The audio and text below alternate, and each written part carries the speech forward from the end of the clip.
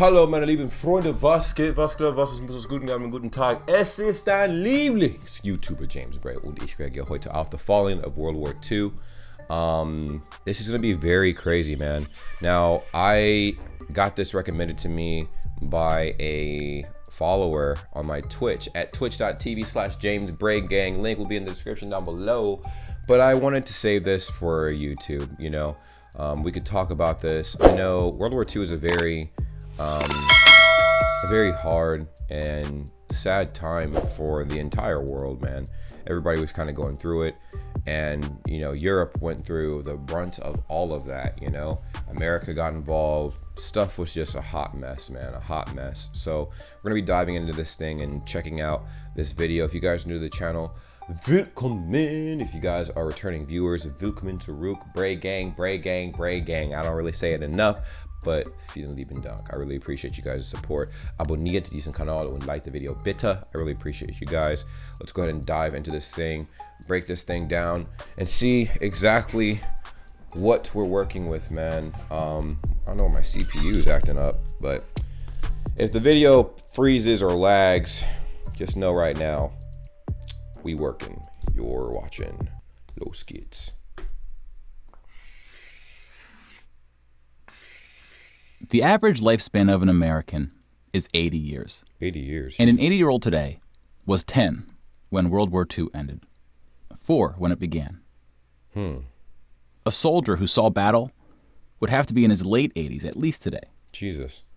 Generals, political leaders, the decision makers of the war, few are still with us. And think about that. Well, now they'd be 80. This has been 2016. So they'd be about 80, at least 84. That's crazy, bruh.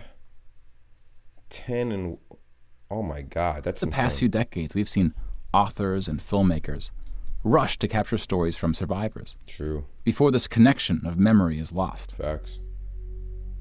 Facts.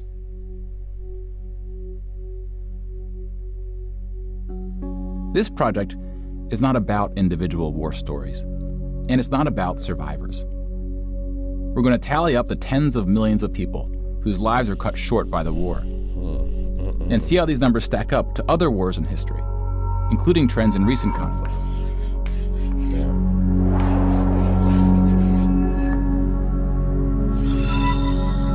We'll be counting soldiers and civilians separately. 1,000. Oh, so one person or one icon, I guess one stick figure, right, represents 1,000 civilians killed. 1,000. Each of these figures represents 1,000 people who died. Jesus. Civilians were of all walks of life. Oh my God. Whereas military deaths were almost entirely men. The average age was about 23. 23. That is so sad, man. I'm 25. And I'm in the military. That's sad, bro. In most battles, for every 1,000 soldiers killed, there are more than 1,000 who are injured. The word casualty can be confusing because in military speak, it often includes both deaths and injuries, and anything else that takes a soldier out of service. Here, we're just counting the deaths, and we'll begin with American soldiers. Damn.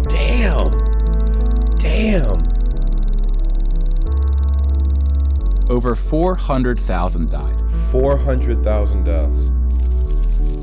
Most of the deaths occurred in the European theater, fighting the Nazis. And about a quarter were in the Pacific, fighting the Japanese. Damn. When you put them on the timeline, you see that casualties were the heaviest at the end of the war. True. The war began on September 1st, 1939. Oh, wow. But the US wasn't willing to join the fight until Pearl Harbor, 2 years in. True.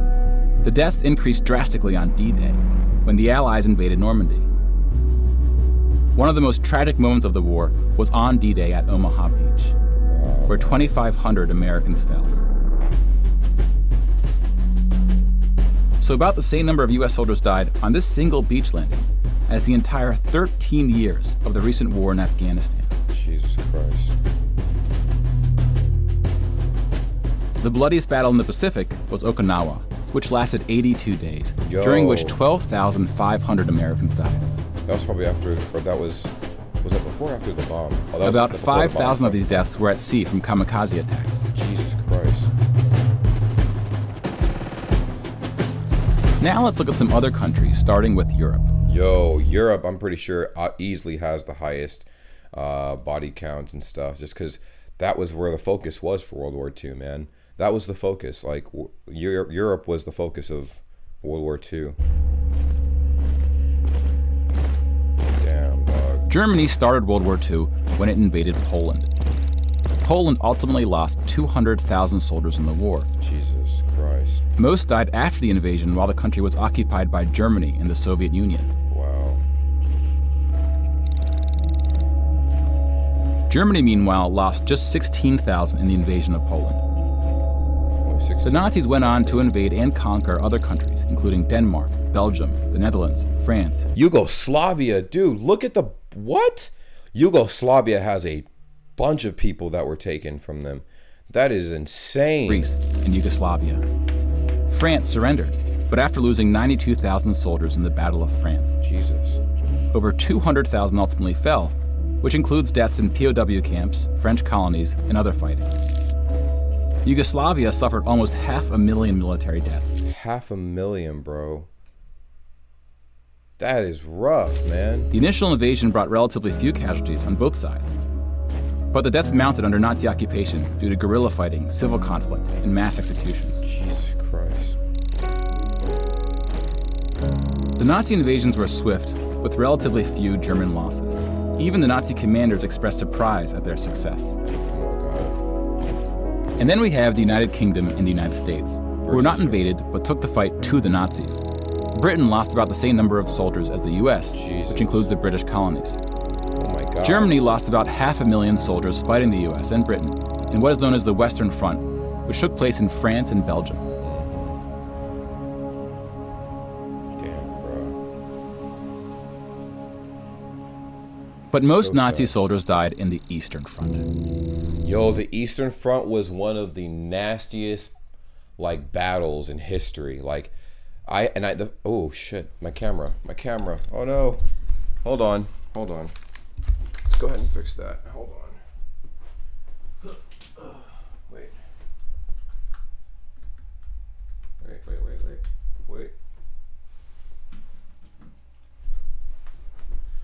Here we go. We are back. I was saying that the Eastern Front was definitely one of the nastiest battles in history.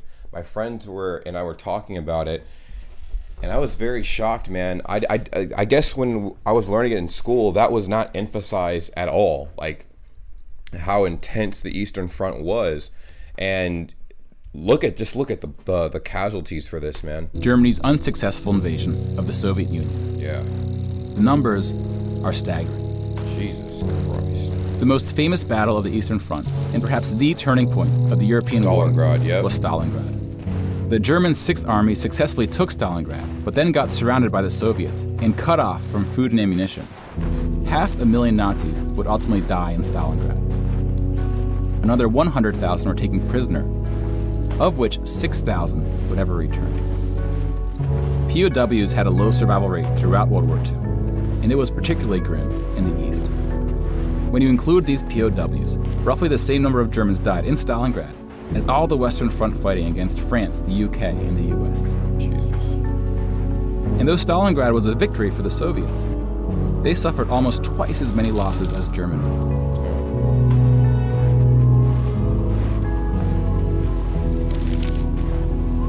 The Soviet Union would eventually defeat the once unstoppable German army, killing 2.3 million Nazi soldiers. Jesus, look at the body count.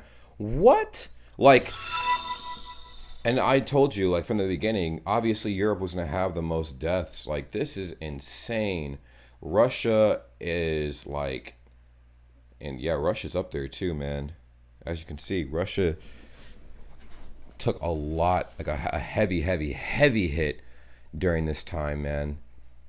I feel like the Eastern Front is still a very overlooked point in history, because you'd be surprised how many people don't know about the Eastern Front at all, you know, at least here. It's insane, man. It is insane. But winning the war came at a cost. Oh my God, it's still going. How many people did the Soviet Union lose? They lost a lot of people. Was it Joseph Stalin like a dictator around the same time, bro? Jesus, it's still going. It's still going. It's still going. What? How many people did they lose? It's still going. 8.7 million is the official tally by the Russian military.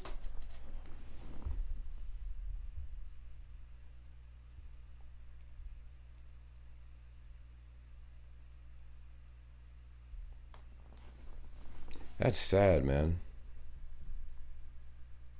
That's sad. That is crazy, bro. I mean, I don't care like where anybody is from, dude. Like a death is a death, and that shit's like, it's sad, bro. Like, obviously, like, you know, it's a necessity in war, but it's still not a good thing. What the fuck, dude? That's crazy. A hotly disputed number. Some studies have calculated as many as 14 million dead. 14 million. Their deaths blow literally every other country in the world out of the water, dude. To complete the count of European military deaths, we need to add German deaths from other fronts, including the North and Africa, as well as deaths from other Axis powers allied with the Nazis, Hungary, Romania, and Italy. When you put these European military deaths on the timeline, it looks like this. Jesus Christ. You can now interact with the chart to learn more. Pause the narration if you would like more time. Jesus.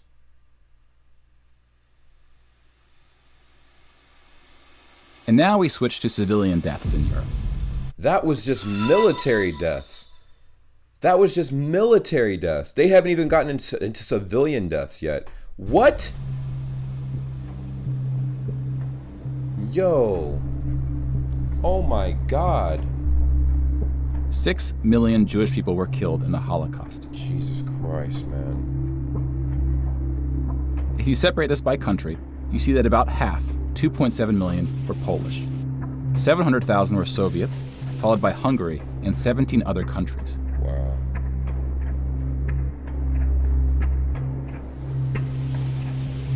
Broken down another way, about half of the 6 million were killed in the concentration camps. Oh my God. Over 1 million died in Auschwitz. Most were killed in the gas chambers.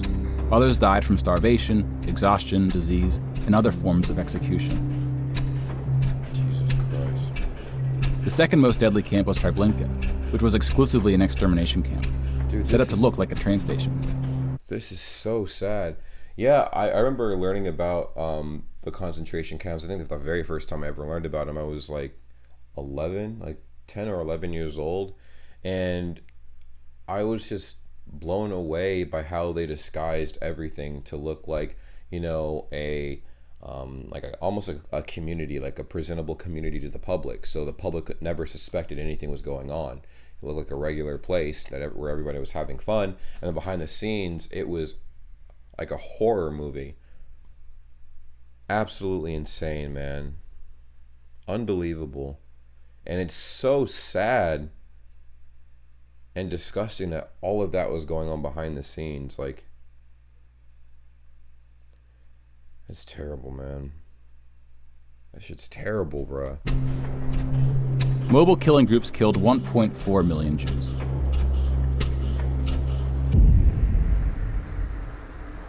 Like with the gas chambers, men were killed first to reduce the risk of revolt.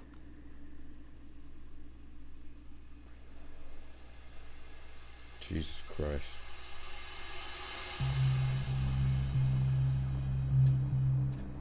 Men will, oh my God. And I guess that's messed up, man. Because I guess like women were less likely to revolt against, you know, a higher power, obviously, because they want to protect either their children and stuff like that. And just, I don't know, man. That's messed up. It's fucking messed up.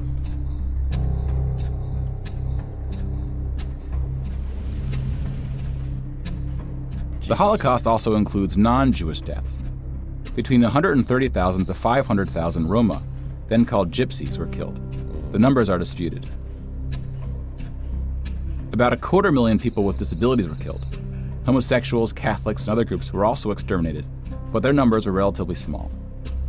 Some historians say that other civilian deaths should go under the label of Holocaust. About 2 million non-Jewish Poles were killed under German occupation. Jesus. Some of which were sent to the gas chambers at Auschwitz. When you combine civilian and military deaths, over 16% of the total Polish population died in World War II, which is the highest percentage of any country. Jesus Christ, man. But not the highest in total death count. The Soviet Union again tops that list, losing at least as many civilians as it did soldiers. What? So they basically lost close to 20 million people altogether. I'm willing to bet altogether they've lost at least 20 million people. Russia took the heaviest hit in World War II, man. The heaviest hit. I thought the U.S., I mean, if you saw me in the beginning, I'm like, wow, 400,000 people? Like, what the hell? Like, that was soldiers. But, dude, what? Somewhere between 10 and 20 million. 10 and 20 million? A particularly dark moment for the Soviet Union was the siege of Leningrad, now St. Petersburg. German forces surrounded Leningrad before civilians could be evacuated. Jesus. Supplies, including food, were cut off for 2.5 years. Jesus Christ. 1.5 million people died as a result, mostly from starvation, mostly civilians. Damn. Stalin's cruelty towards his own people is partly responsible for these numbers. Jesus Christ. He often didn't allow civilians to evacuate from cities, thinking it would cause the soldiers protecting them to fight harder. About 1 million Soviets died in Stalin's own labor camps, called the Gulag. Oh, shit. What? Wait a minute, go back. Called the Gulag, right? So, what the fuck? Go back. The Gulag. Mostly civilians. Stalin's cruelty towards his own people is partly responsible for these numbers. I actually had no idea. I just knew Stalin was a pretty messed up person, but I guess I understand why now. Like, he's like, I want to win the war by any means. I don't want to lose any more soldiers and stuff. So keep the civilians in place, even though the civilians are cut off from food and water. Because if the civilians scatter everywhere, then I have to send soldiers all these different places and stuff, and then we lose our soldiers, and then we lose everything. But it's messed up, bro. Like, what the fuck? He often didn't allow civilians to evacuate from cities, thinking it would cause the soldiers protecting them to fight harder. About 1 million Soviets died in Stalin's own labor camps, called the Gulag. Damn. Just about every country suffered civilian losses, especially countries who were invaded. While many died as a result of so-called collateral damage, the biggest numbers occurred when it was no accident. Civilians were exterminated, purposely fired upon or bombed, used as human shields, or intentionally deprived of food. The intentional killing of civilians was done by most warring parties, including the United Kingdom and the United States. Wow. The United Kingdom was spared of a land invasion, but still lost 60,000 civilians, largely from German air raids or blitzes, often directed at civilian population centers. Wow. The UK did the same to German cities at a much greater magnitude, Oh my God. causing about 10 times the number of deaths. Jesus. But most German civilian deaths came from the ground at the late stage of the war. When the Nazi regime collapsed, civilians living in occupied regions had to desperately flee from the advancing Soviet army. Jesus. Rapes were widespread, and death estimates ranged from 600,000 to 3 million. What?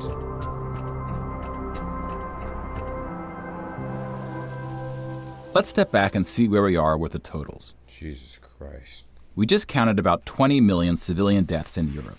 20 million, dude. If you add this to the European military deaths we already covered, it brings us to over 40 million. 41 million deaths. Then we have the Asian theater. Oh my God. Here we see the vast majority of military deaths in Asia came from China and Japan. Of course.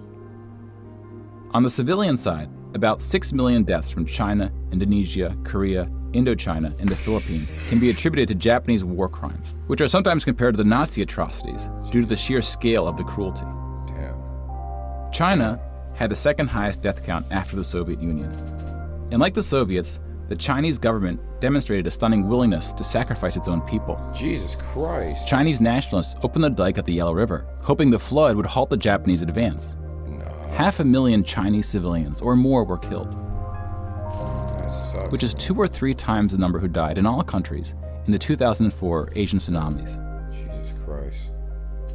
But the invasion of China only cost Japan 200,000 soldiers. Most were killed fighting the US and allies in the Pacific War.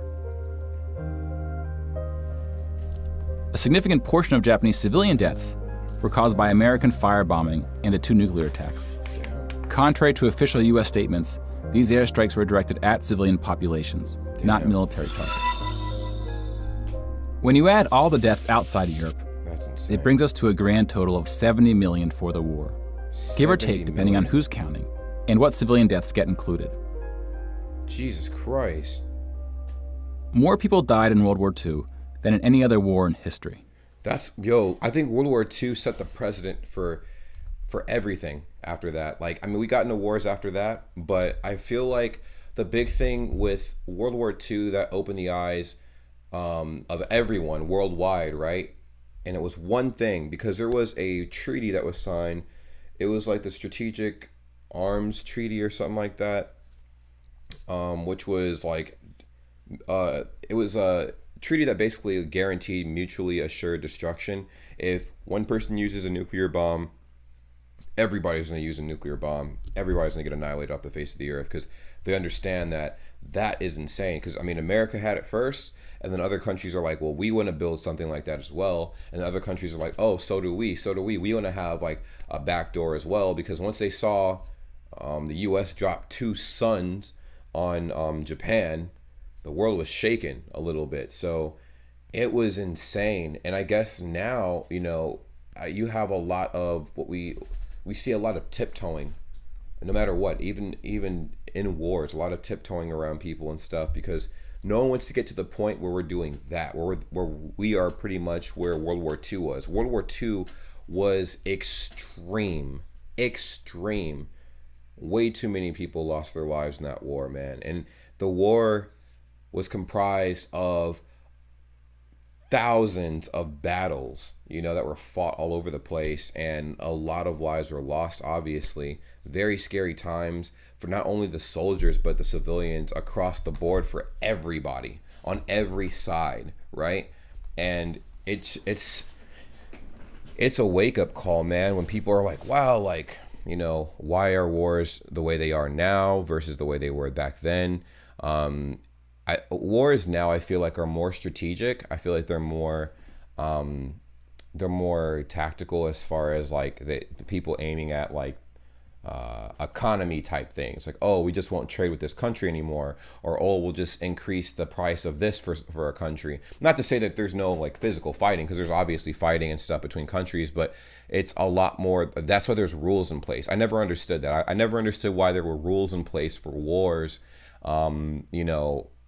between different countries. I'm like, dude, like, go crazy. Like, it's a war, if it's like a fight, right? If you get beat up in the middle of the street, you're going to do everything you can to win. But everything you can to win includes using the most deadly weapon on the entire planet. And if everybody uses it, we won't have a planet to be on. So the fact that we even possess power like that is insane, man. It's scary. It's honestly scary to think. But this is sad, bro. For comparison, here are 20 or so of the very worst wars and atrocities we have on record. Some of these are more of atrocities than wars, but we've seen how that distinction can get blurry. Some of these spanned across centuries. World War II had the highest body count, and it all happened in just 6 years. Jesus Christ. The world's population has grown significantly since the earliest atrocities on this list. If you want to compare them in terms of what percentage of the world died, we can adjust the chart to look like this. This rough approximation tells us there may have been more devastating wars before World War II, proportionally speaking.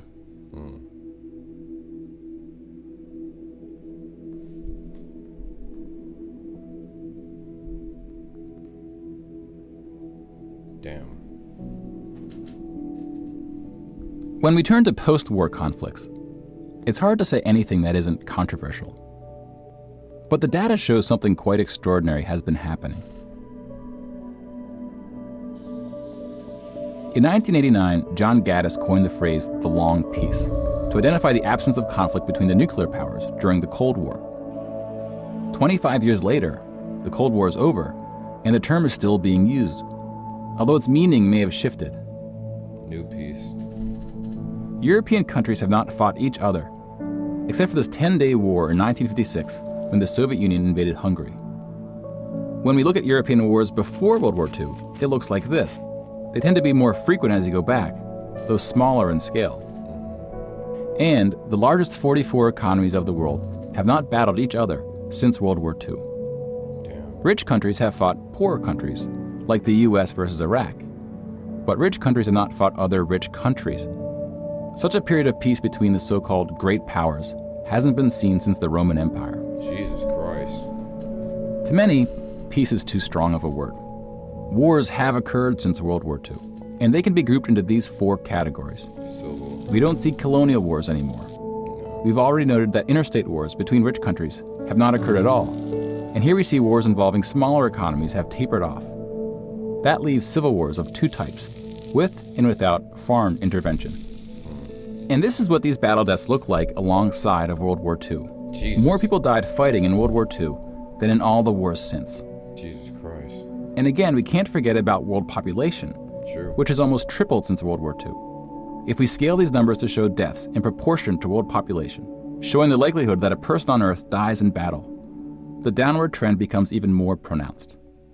Now, this isn't to infer anything about why this trend is occurring. That's a discussion for another day. You can now interact with this chart to explore what conflicts are behind the totals. Now, bear in mind, we're just looking at battle deaths here, not civilian deaths, but those too are in decline. Damn. Peace is a difficult thing to measure. It's a bit like counting the people who didn't die in wars that never happened. True. We give such importance to the word peace, but we don't tend to notice it when it occurs Exactly. or report on it. Exactly. People will never acknowledge a peaceful or a successful time period because it's almost like people are allergic to good information. They're allergic to good news. Conflict is what fuels a lot of, these things and whatnot. So it's actually pretty crazy, man. This is crazy. Sometimes it takes reminding ourselves of how terrible war once was Yeah. to see the peace that has been growing around us. Damn.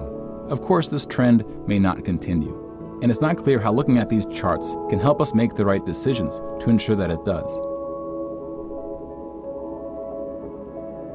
But the longer the long peace grows, the more significant it becomes.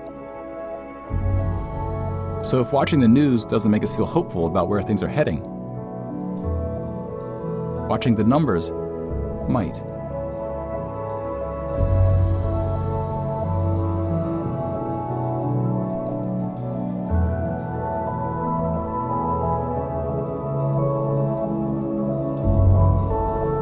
Absolutely beautiful, man. Neil Halloran,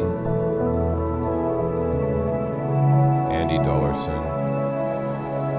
Oh my God, dude. If you would like to support this project and encourage new episodes, please follow us using one of the options below. Yo, yeah, absolutely, man. This is absolutely insane. Absolutely insane. You can learn a lot about that time period just off of the deaths from the wars, from the battles that occurred during World War II.